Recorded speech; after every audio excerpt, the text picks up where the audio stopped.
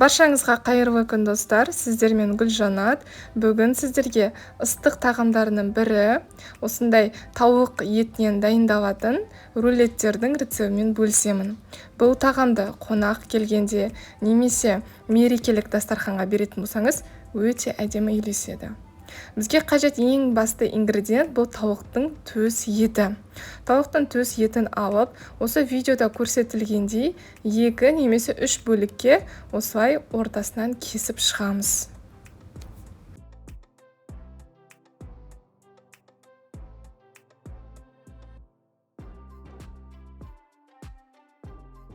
Одан соң біздің тақтайшамызды тағамдық пленкамен орап, оның үстіне осы кесілген тауықтың төс етін орналастырамыз. Бетін тағамдық пленкамен жабамыз. Біз қазір осы тауықтың төс етін үстін кулинарлық балғамен ұрып, жұмсартатын боламыз. Орысша айтқанда түсінікті тілмен отбивные жасаймыз. Осылай видеода көрсетілгендей, әр бөлікті осында кулинарлық балғамен соғу арқылы біз тауықтың төс етін жұмсартамыз, және де оның көлемі ұлғая түседі. Кейін оны рулетке орау оңай болады. Мінеке, бізде 3-4 тауықтың төс етінен осындай рулетке орауға болатын бізде отбивные шықты. Енді осылардың әр қайсысын алып, дәміне қарай тұз, бұрыш салып, біз оны маринадтап қоямыз. Пищевой пленкадан босатамыз, үстіне осылай тұз саламыз, бұрыш саламыз, және де мен паприка саламын. Паприка міндетті емес. Қолымызбен кішкене осылай уқалап, тұзын сіңдіреміз. Тұзды қатты көп салмаңыздар, өйткені ащы болып кетуі мүмкін. Екінші жағын аударып, тағы да дәл солай жасап шығамыз. Тұз саламыз, бұрыш саламыз, және де паприка саламыз. Шамамен 10-15 минуттай маринадталып тұруы керек. Әзірше салмасын дайындаймыз. Бізге салмасынан қараңыздар, мына ыдыста менде қаймақ пен майонез, ас көк және де сарымсақ бар. Соны араластырып қоямыз. Бөлек ыдыстарда бізде кесілген болгар бұрышы және де күштен өткізілген ірімшік бар. Оны осы біздің майонез бен қаймақтың үстіне саламыз. Аз ғана бөлігін тағы да алып қойыңыздар, кейін керек болады. Араластырамыз жақсылап. Тауықтың төс етін алып, тағамдық пленкадан босатамыз.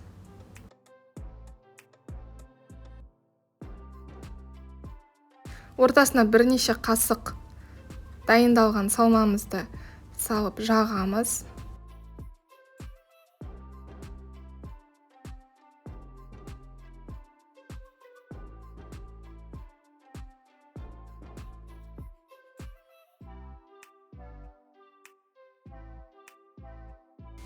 Салат жапырағын орналастырамыз.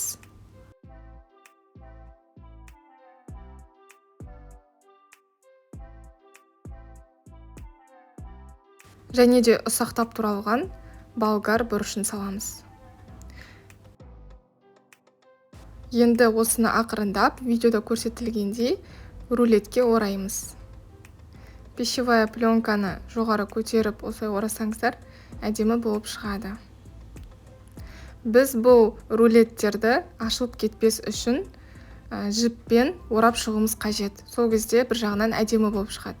Егер жіппен орағыларыңыз келмесе, ағаш таяқшамен де тіреп орасаңыздар болады.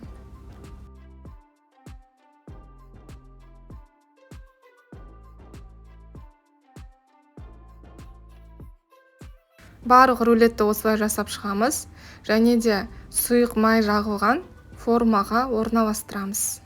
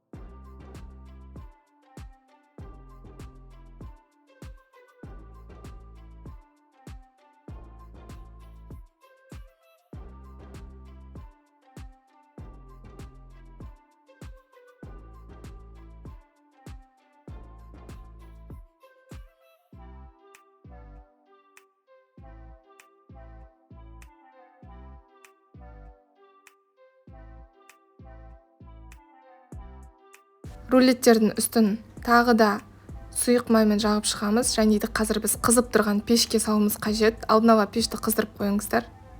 180 градуста шамамен 30 минуттай пісіреміз. Бұл рулеттер өте тез піседі, өте дәмді болып шығады, ароматы керемет. Сіздерге ұнайды деген ойдамын, достар. Міндетті түрде жасап көріңіздер. Қараңыздар, қалай жұмсақ болып кесіліп жатыр. Ал дәмін көрсеңіздер ғой, дәмін сөзбен айтып жеткізу мүмкін емес. Қонақтарға жасап беретін болсаңыз, бұл рулет барлығына ұнайтынына толықтай сенімдімін. Өзіме жеке қатты ұнады. Сіздер де жасап көріңіздер. Астарыңыз дәмді болсын. Егер видеоны соңына дейін қараған болсаңыздар, каналға тіркеліп, лайк қоюды ұмытпаңыздар. Сіздермен болған Гүлжанат. Келесі кездескенше.